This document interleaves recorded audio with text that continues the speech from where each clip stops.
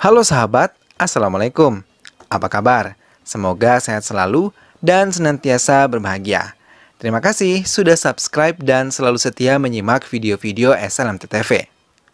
Semoga Tuhan Yang Maha Kuasa selalu memberikan rezeki yang berlimpah ruah dan juga berkah untuk sahabat semua. SLMT-TV kembali hadir tentunya menemani waktu bersantai sahabat dengan alur cerita film pilihan. Nah, kali ini SLMT-TV akan bercerita tentang sebuah film berjudul Bengal Tiger.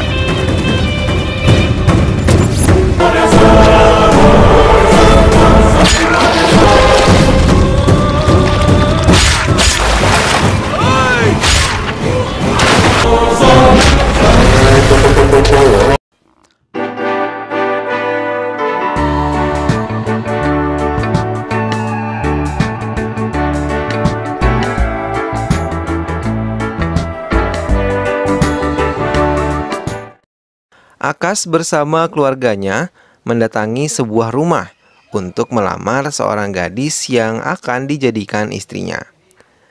Semua keluarga menyambut bahagia dan merasa senang dengan pilihan Akas. Calon istri Akas mengajaknya berbicara berdua saja. Di taman, ia menolak permintaan Akas untuk memperistri dirinya karena ia ingin memiliki seorang suami yang terkenal. Dan ia juga bisa terkenal seperti suaminya tersebut. எனக்கு தேவை ஊர்ல ஃபேமஸ் இல்ல குடும்ப நடத்த என்னால முடியாது ஒழுங்கா வேற. Tidak seperti Akas, hal itu membuat Akas menjadi sakit hati dan berniat untuk mengubah hidupnya. Karena Akas selama ini adalah seorang pengangguran yang selalu menghabiskan waktu bersama teman-temannya untuk mengobrol dan bermain kartu diselingi minum-minuman keras. Hal gila pun dilakukan oleh Akas saat kampanye pemilihan menteri. Ia kemudian melempar sebuah batu ke arah calon menteri pertanian yang sedang berbicara hingga kampanye berakhir ricuh. Dan semua polisi langsung mengepung Akas lalu menangkapnya.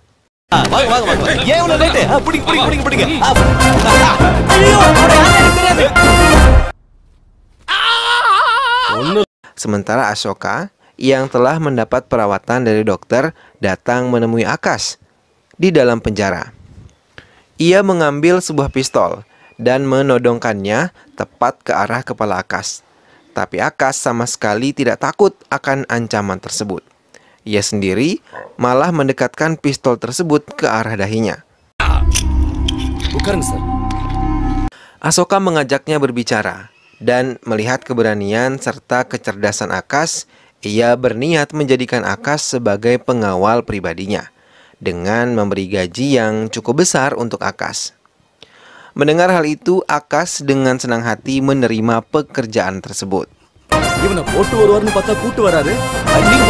Akas mendapat tugas untuk menjemput anak menteri dalam negeri Nanggappa yang baru saja akan menginjakkan kakinya ke India setelah belajar di Kanada. Akas memancing Sarada putri Mendagri dengan memberinya setangkai bunga. Sarada menyambut hangat penjemput dirinya dan melanjutkan perjalanan. Tapi ketika di tengah perjalanan, mereka dihadang oleh beberapa penjahat yang membawa senjata tajam. Pemimpin mereka meminta menyerang Akas dan juga Sarada.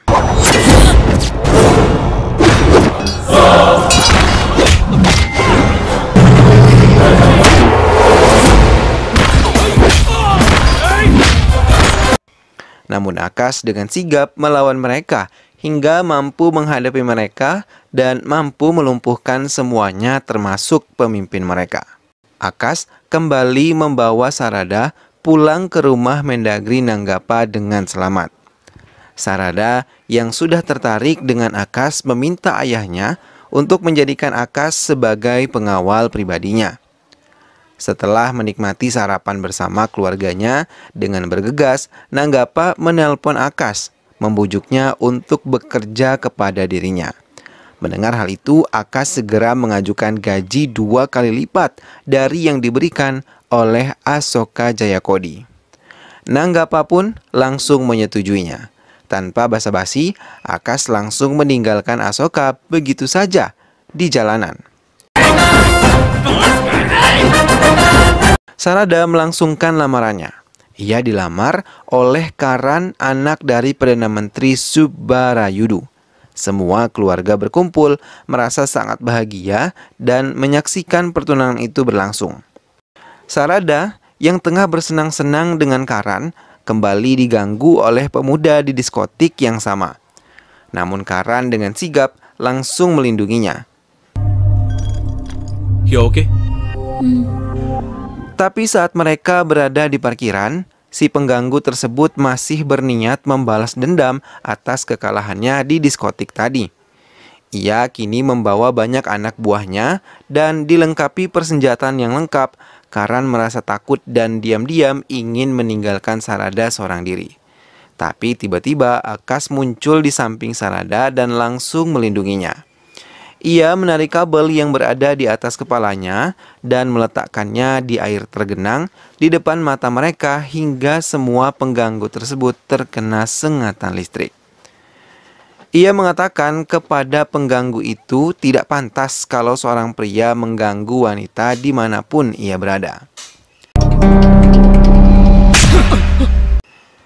Sehingga semua pengganggu itu pergi meninggalkan Akas dan juga Sarada. Sejak kejadian itu, Sarada yakin ia benar-benar mencintai Akas dan memberanikan diri mengatakan kepada ayahnya selepas bermain badminton. Mendengar hal itu, Nanggappa menyetujuinya dan berniat untuk mengatakan semuanya besok di pesta ulang tahun Sarada. Ulang tahun Sarada pun menggelar pesta mewah, dihadiri oleh semua undangan termasuk Perdana Menteri Asok Gajapati. Nanggappa kemudian berdiri di depan semua undangan dan mengatakan ia membatalkan pertunangan putrinya dengan Karan. Dan ia juga mengatakan kalau putrinya telah mencintai Akas. முடிவு பண்ணிருக்கேன்.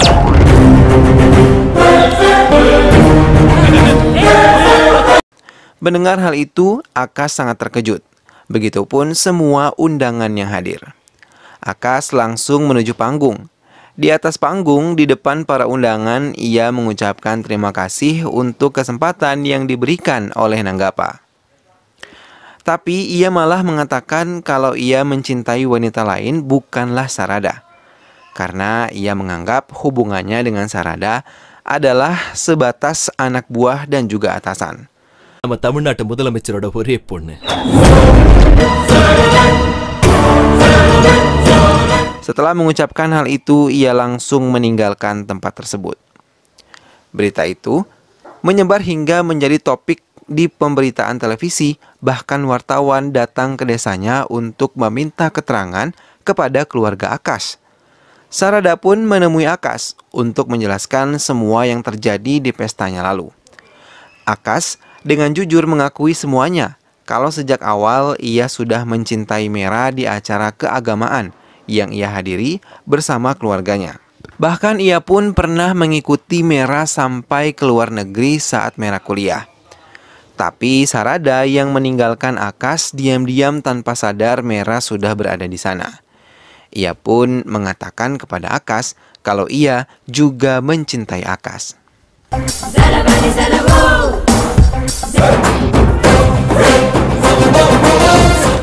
Asoka Gajapati yang keberatan menerima Akas menjadi menantunya mengumpulkan beberapa orang-orang kepercayaannya termasuk ayah Sarada serta pendeta. Ia yang telah memerintahkan bawahannya untuk menyelidiki jati diri Akas. Setelah melihat laporan tentang jati diri Akas, Gajapati terkejut ketika mengetahui kalau Akas adalah putra dari saingannya, Jaya Narayan. Dan ia mengira kalau Akas akan membalas dendam akan kematian yang terjadi pada Jaya Narayan. Maka ia berniat menyusun rencana untuk menghancurkan Akas. Akas yang dipanggil menemui Gajapati tanpa curiga datang dan langsung memasuki rumahnya. Ia menemui Gajapati di sebuah taman rumahnya. Melihat kedatangan Akas, Gajapati menyambutnya dan sedikit berbasa-basi.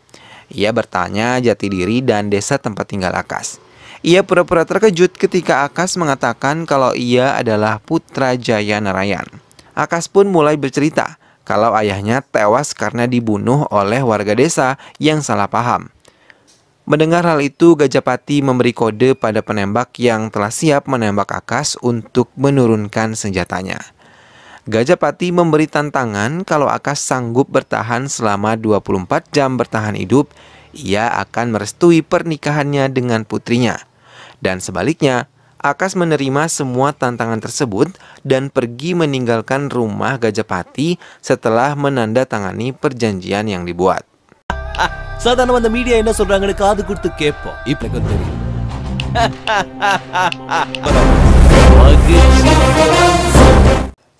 Namun, sekeluarnya Akas dari rumah Gajapati, ia langsung dikejar oleh semua anak buah Gajapati, lengkap dengan senjata tajamnya.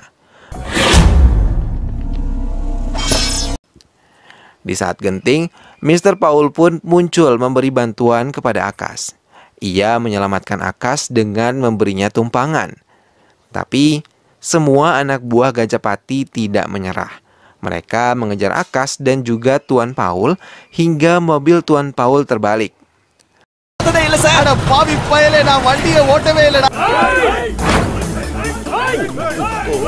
Beruntung, Tuan Paul dan Akas masih bisa selamat dan melanjutkan melarikan diri menggunakan bajai. Tapi lagi-lagi mereka gagal, karena semua anak buah Gajapati berhasil menghancurkan bajainya. Tuan Paul dan Akas kembali menumpangi sebuah taksi. Namun, anak buah Gajapati tidak berhenti mengejar mereka. Akas mempunyai ide dengan memesan 200 taksi untuk mengecoh semua anak buah Gajapati. Hingga anak buah Gajapati gagal mendapatkan Akas dan juga Tuan Paul. Sesuai kesepakatan dengan Gajapati, Akas kembali menemui Gajapati untuk menagih janjinya agar ditepati. Tapi Gajapati menggunakan rencananya yang lain. Ia menawarkan uang sebanyak 500 miliar rupiah asal bisa meninggalkan Mera. Tanpa ragu-ragu, Akas mengambil tawaran tersebut. Ia menerima semua uang yang banyak itu dalam bentuk cash dan membawanya semua keluar dari rumah Gajapati.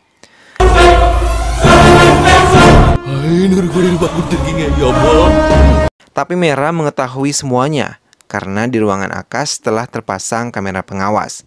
Hingga ia merasa sangat kecewa dengan semua sikap serakah Akas yang sama sekali tidak ia duga. Mera dan juga Sarada mendatangi rumah Akas di desa. Mereka melampiaskan semua kemarahannya kepada Akas dan meluapkan kekecewaan karena sikap serakah yang dimiliki oleh Akas. Melihat mereka marah, Akas menarik tangan Mera dan menunjukkan foto ayahnya. Ia mulai menceritakan pada Mera dan juga Sarada masa lalu ayahnya. Dulu, ayah Akas adalah aktivis politik yang mengupayakan menyuplai obat-obatan untuk desa Atreyapuram, yang saat itu terserang wabah penyakit. Gajapati yang cemburu karena ketua partai tidak memilihnya untuk menemaninya di bangku politik, kemudian merencanakan sebuah rencana jahat. Ia meracuni semua pasokan obat yang akan diberikan kepada warga. Hingga semua warga yang mendapat obat tersebut malah bertambah menderita, bahkan banyak warga yang meninggal akibat keracunan obat-obatan tersebut. Hingga Jaya Narayan dibawa ke kantor polisi, tapi semua warga telah berkumpul untuk menuntut Jaya Narayan. Di tengah kericuhan yang ada, tiba-tiba Gajapati mendekati Jaya Narayan dan langsung menikam perutnya dengan pisau yang telah ia bawa. Sehingga orang-orang mengira Jaya Narayan telah dibunuh oleh warga yang marah karena kecewa telah mendapat obat yang beracun. Hingga Gajapati memenangkan politiknya dan menduduki posisi yang ia inginkan sejak dulu. Akas mengakhiri ceritanya, disambut tangis dari keluarga Akas, terlebih ibunya yang langsung merasa lemas mendengar kembali kisah suaminya yang diceritakan oleh Akas tersebut. Mera dan juga Sarada menjadi mengerti dan segera meninggalkan rumah keluarga Akas. Kini keduanya merasa jatuh cinta kepada Akas akibat ceritanya tersebut. Mera langsung mendatangi ayahnya dan membeberkan kebusukan ayahnya di masa lalu yang telah menghancurkan ayah Akas. Mendengar hal itu, Gajapati terkejut karena putrinya telah tahu segalanya. Gajapati terkejut ketika ia dilarang mengibarkan bendera di sebuah acara kenegaraan. Ia pun dilarang lagi menggunakan mobil dinas dan mendapat pengawalan ketat untuk meneruskan perjalanan. Seorang polisi menjelaskan kalau Gajapati telah dicopot dari jabatan. Mendengar hal itu, Gajapati terkejut, tapi ia telah ditinggalkan begitu saja. Tiba-tiba, Akas datang menemuinya dengan mengendarai sepeda motornya. Ashok கணபதி ஒரு காலத்துல உன்னால என் ஃபேமிலி தெருவுக்கு வந்துச்சு. Ia menunjukkan berita yang sedang menjadi pembicaraan mengenai kejahatan Gajapati yang tidak diketahui oleh warga bahkan kepala partainya. Akas memperlihatkan video Gajapati tengah memberi suap dan bekerja sama dengan beberapa penyelundup. Gajapati merasa bingung dari mana Akas mendapatkan semua bukti kejahatannya. Dengan santainya Akas mengatakan ia membayar tangan kanan Gajapati untuk bisa bekerja sama dengan dirinya. Tak lama kemudian, banyak wartawan yang datang untuk meminta keterangan Gajapati hingga Akas bisa leluasa pergi meninggalkan Gajapati.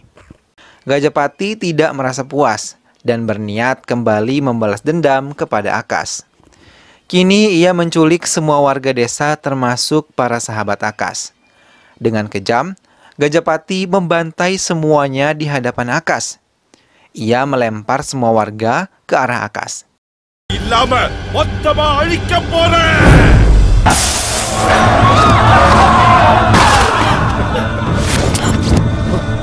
Ia mengerahkan semua anak buahnya untuk membunuh Akas. Namun Akas dengan sigap menghadapi mereka semua yang menyerangnya.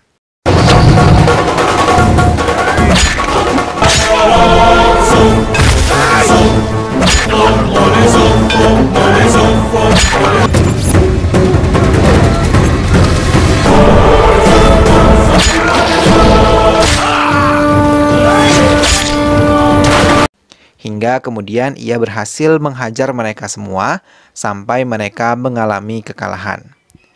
Tapi Gajapati yang belum kalah mencoba untuk menyerang Akas menggunakan mobilnya, menabrak Akas hingga terpental.